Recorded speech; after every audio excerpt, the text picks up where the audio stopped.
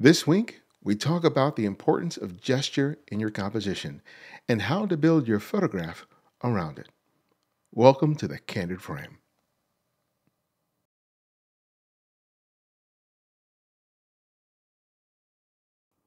Gesture can be an important part of street photography. In fact, you can have all the other elements. You can have light and shadow, line and shape, and color.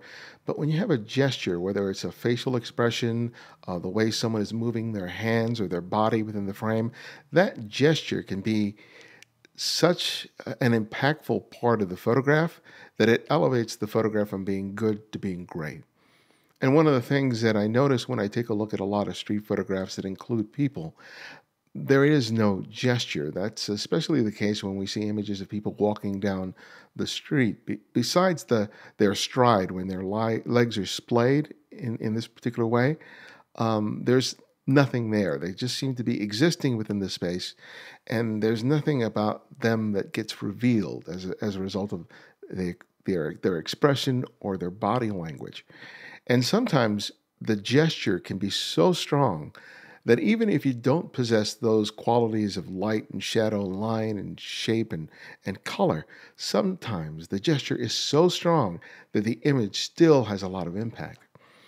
And I've talked about gesture before and why it's so important in a lot of photographs, but I wanted to talk about, well, when you have gesture, not relying on it completely for your image, to really consider all the other elements in your frame and to try to build on that gesture so you can raise it up and make it as impactful and effective a photograph as possible.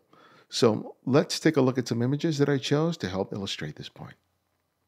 Here we have a shot by Jeff Williams III, created with a Fujifilm X-T2 at 1/17,000th of a second at f3.6, ISO 1600. So here's a young girl pulling against the hands of her grandmother on the left-hand side of the frame. This is a wonderful gesture. It's a variety of different things. First, it's her facial expression as she's pouting and leaning her head back to the point where the hairs on the back of the head are falling downwards towards the ground. And then there's the gesture of her extended arms going to the left-hand side of the frame and being grasped by her grandmother, who's sort of holding her in place. This moment is sort of a universal moment. We've seen kids do this countless times where they're trying to get the adult to do what they want them to do, or they're resisting doing something they're being asked to do. And so this moment is incredibly expressive. We don't know exactly what the details are about the story in terms of what was happening leading up to this moment, but that really doesn't matter. The expression, the body language, the hands, they tell us so much about this moment that we can read into it and we get a feeling of what's being expressed here, which is a wonderful thing. Trying to find and photograph moments where people are being emotional and expressive on the street is one of the largest challenges that you'll ever face as a street photographer. But when you do see it and you're able to capture it, oh my God, the photographs become so much more significant and stronger than when you don't have any sort of expression or body language at all. So this is a great anchor on which to build the photograph. And what I like about what Jeff did is how he frames the shot. We have these bicycles in the background. You can see one bicycle with a person with blue flip-flops that is moving towards the lower right-hand corner of the frame. And then we have another one that seems to be parked near the top middle. And then we have this looks like a bowl of likely tomatoes, and we have some fruit at the extreme corners of the frame. And then we have this area of negative space right here in this spot. And what I really find interesting about this composition is his decision not to place the child smack dab in the middle of the frame. They're there, they're almost there, but much of the weight, the physical weight, the visual weight of the photograph lies right here in the lower left-hand quarter of the frame. And that's a great choice because I think it produces a level of tension that may not have occurred had both the grandmother and the child been placed in the very center of the frame. But when you do this, there's a risk of the image being imbalanced. And that's prevented by having these elements here on the opposite ends of the frame, especially these color values here, especially the strong red. And even though this is a good amount of negative space, I'm not as bothered by that as I might be in another photograph. This is a photograph that's largely built around the edges and the gesture, the facial expression, the way this girl is leaning into the center of the frame provides a great visual tension that I think really adds to the moment. This is an unusual choice in terms of composition. But what I think is really important is the fact that Jeff here was paying attention to those things that are located on the peripheral edges of the frame and using them to sort of complement the main action.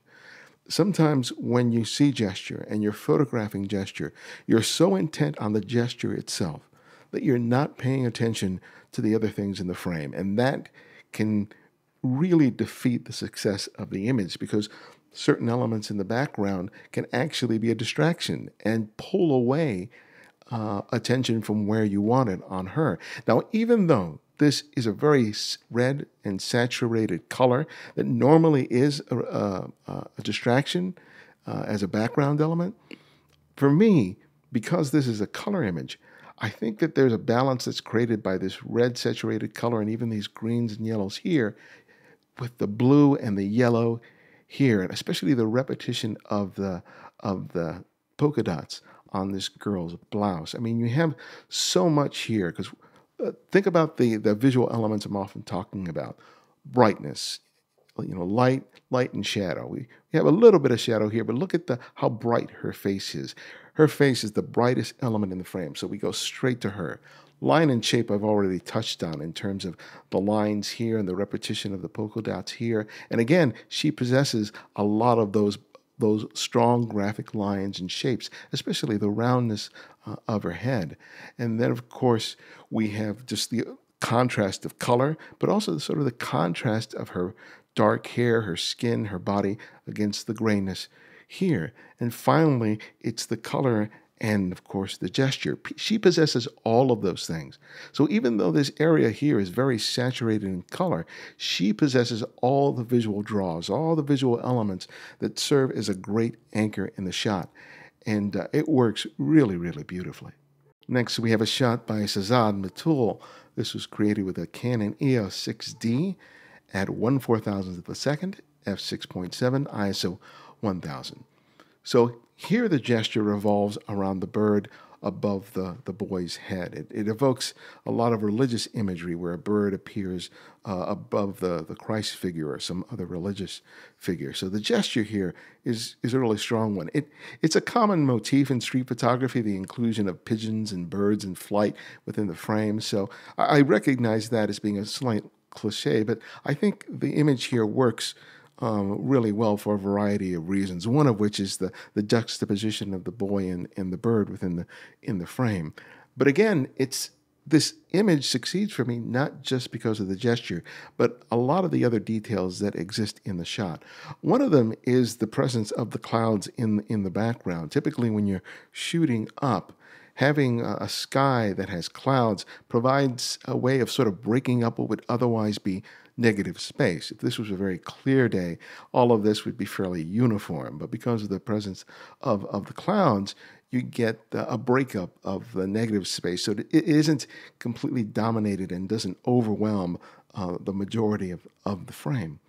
But what I like about what Sazzad does here is the way that he uses the roof line on the right and the left to create this, again, this triangular shape, which I always sort of favor. And it also serves as a guiding line, towards the center of the frame, towards this boy and to this bird. And because he's exposing for the sky in this case and rendering the boy and the bird as silhouette, we lose a lot of the details here. But that's okay because this is where the action is. This is where it's really important.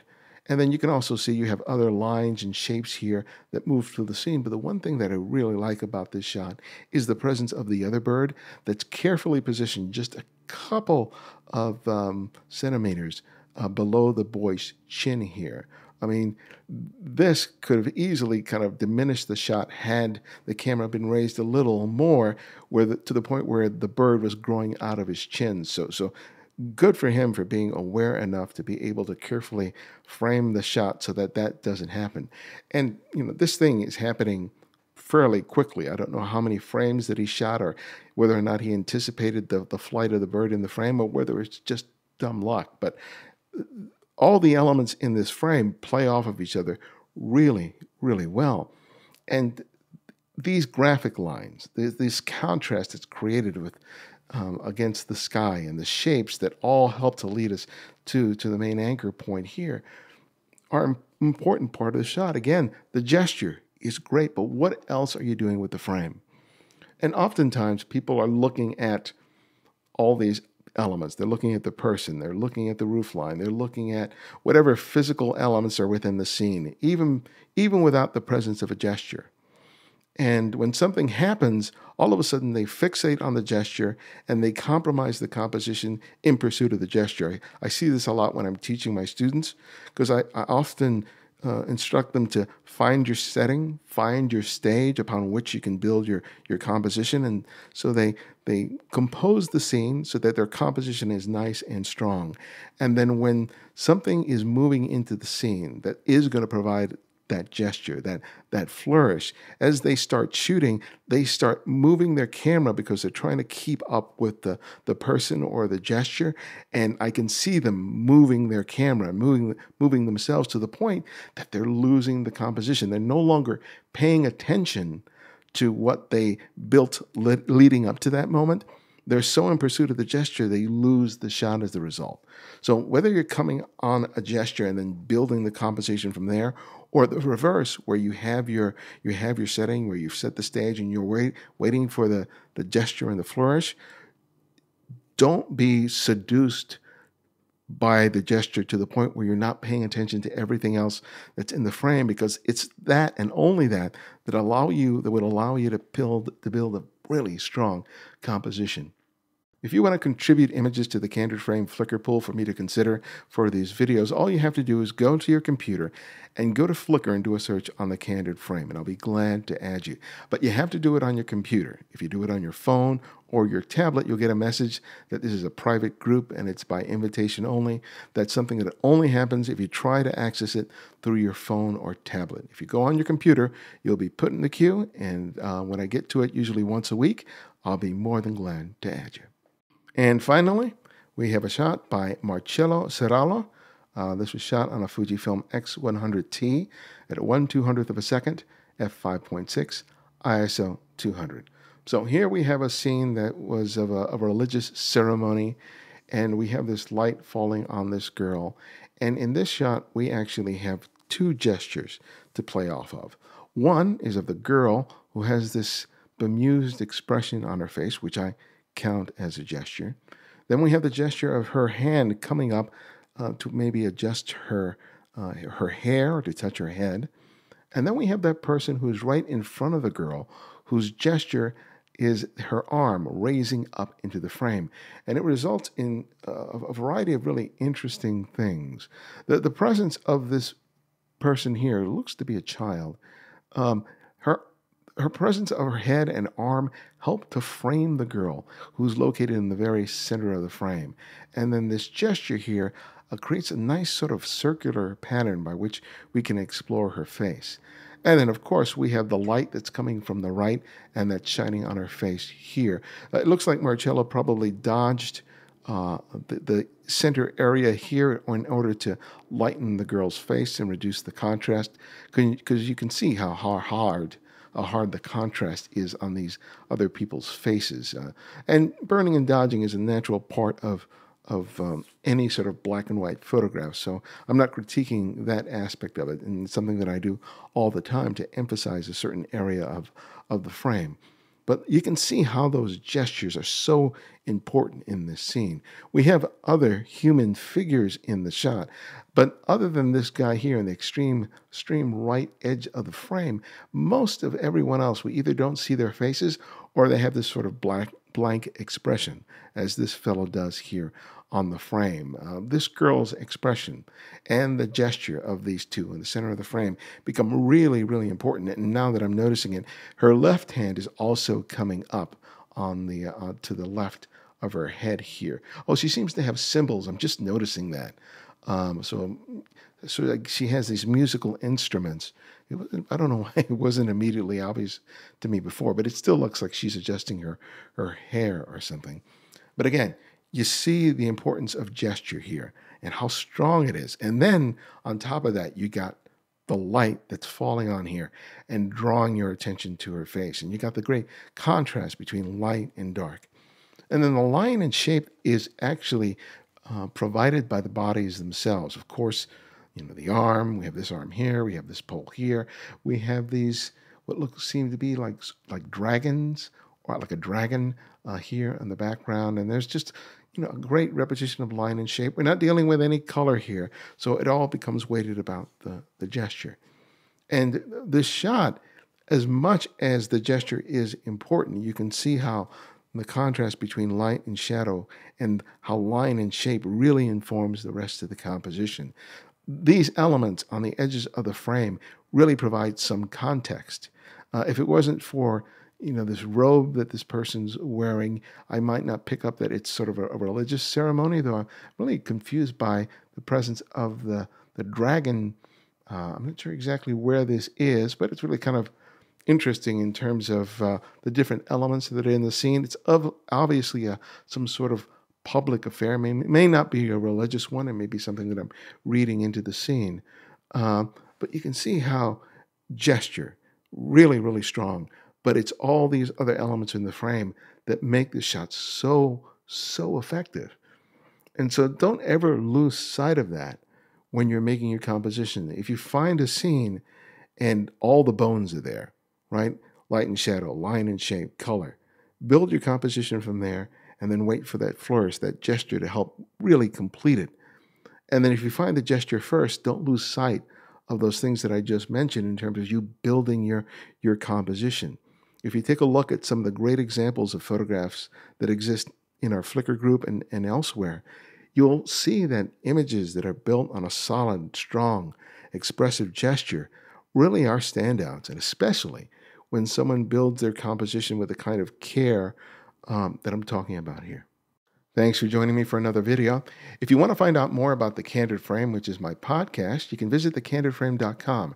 And there you'll find interviews that I conduct with photographers of all types, not just street photographers. And we go into in-depth interviews about their careers, about their work, about their personal projects. I most recently interviewed Roland Miller, who was primarily an educator at the college level. He taught photography. But during his breaks, he, for the past 30 or so years, was photographing different aspects of the American space program. He was photographing sites of the old Apollo, Mercury, and Gemini sites, as well as the space shuttle. And he did an amazing collaboration with an Italian photographer, and they both documented the interior of the ISS, the International Space Station, which is, I think, the most amazing collaboration you will ever hear about. And you can listen to that in the latest episode of The Candid Frame. And again, you can just go to the Candid Frame website and check it out. And if you like what you're seeing in this video, subscribe, give us a thumbs up, and I'll see you next time.